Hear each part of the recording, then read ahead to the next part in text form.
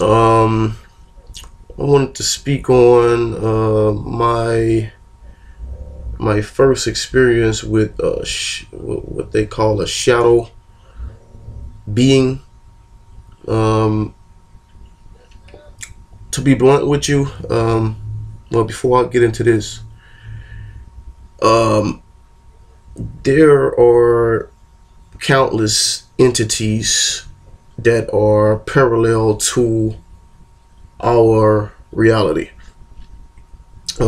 Some people see these beings, a lot of people don't. But they live parallel. Like, for example, there's something right in front of my face that I can't even see. There are countless worlds right in front of my face that I can't even see. Um, there are many beings that transverse these worlds. But for us, the shadow people, my first experience, this is probably in 2007, maybe. And to be blunt, I don't know what they are.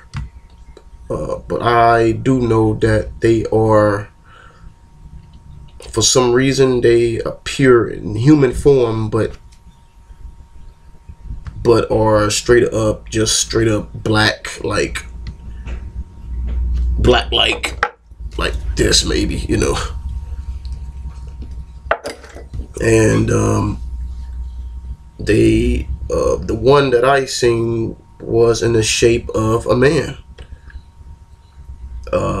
But go back to the subject. I was in a transition of moving, and I think I moved with my sister. Yeah, my sister had a house, and she didn't. I was looking for an apartment, and she didn't mind me moving in. She had a very large basement at the time, so I moved in with her, and moved into the basement. But this I had two encounters with this being, and on the second time I had to get rid of it. But the first encounter was when I was moving my stuff down into the basement, and I settled in. Weeks later, I seen this being.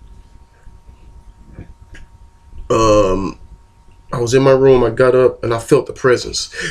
I got up and I seen this shadow just up against the wall, and you ever see, like, how, like, it's nighttime and a car will pass by your house or apartment, and you will see the reflection of the window just slide, the lights, from the lights coming through the window, and you see the lights glide against the wall. That's how this thing traveled.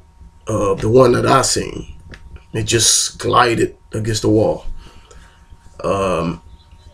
It didn't scare me. I was kind of like very, very curious. I wasn't scared of this being. The second time that I encountered this being was when my girlfriend at the time, we were in the basement making out, and this being turned the light on. This thing turned the light on, and that frightened me. That frightened me because I was just like, this thing can manipulate things in our nature. Like, this thing turned the light on, literally. So that's when I just figured out that this thing was living down there in the basement before me. And so what I did was, my girlfriend, she was like, "Who turned the light on?" And I was like, "I don't know." And when I went to go see who turned the light on, this thing was just standing right there again. And I was like, okay. I didn't pay no attention to it, but I was kind of disturbed that it can manipulate things in our reality like that. But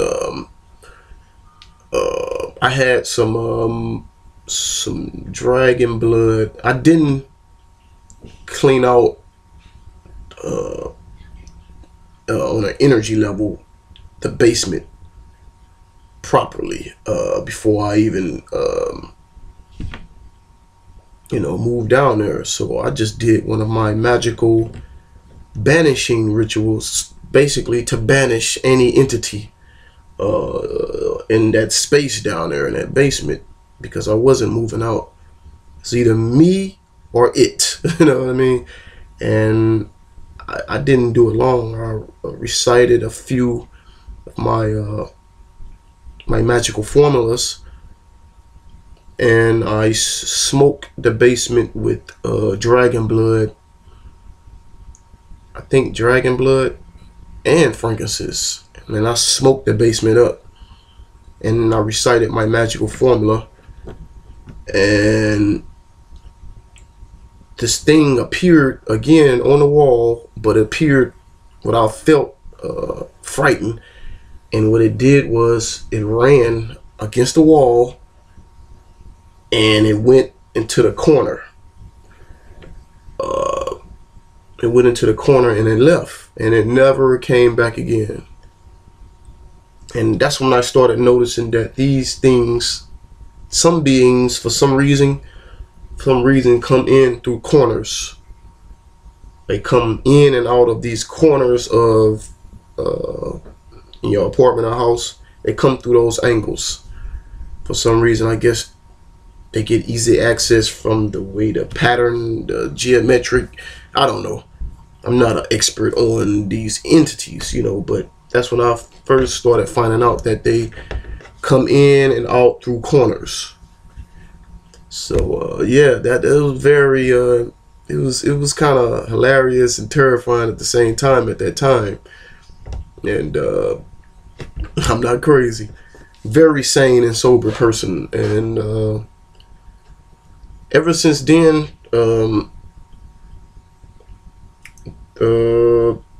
whenever those beings see me, they just vanish.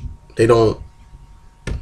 I think they're just afraid of me banishing them, so they just run away anyway. So I can be in somebody else's house and I'll see these beings, or I'll see the being attached to a person, and it will either make the person react or it would just jump off the person, and vanish. And I couldn't tell you what they truly are, but it's very amazing how these beings can interact with our reality. And very interesting, man. And I even seen one in this apartment. I don't know if there are disembodied souls that haven't evolved. I think many of these beings may be, from my perspective, disembodied souls that didn't just want to leave the space. And the way my eyes, since they're made of flesh, see them, they appear to be like a dark, real dark shadow, very dark, and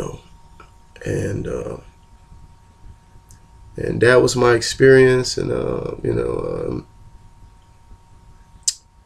very interesting. But yeah, there should be, Forrest, if you see these beings, there are very different banishing techniques that you can use. Me, I'm pretty practical. And if you study occult work and magic, then you should have come across some tools. If you don't study these things, I would advise you get somebody to help get rid of these beings, because you don't want to be living in a space with these beings. So that's my take on these shadow people or shadow beings. I'll see you next time. My name is Kareem Tut. Peace.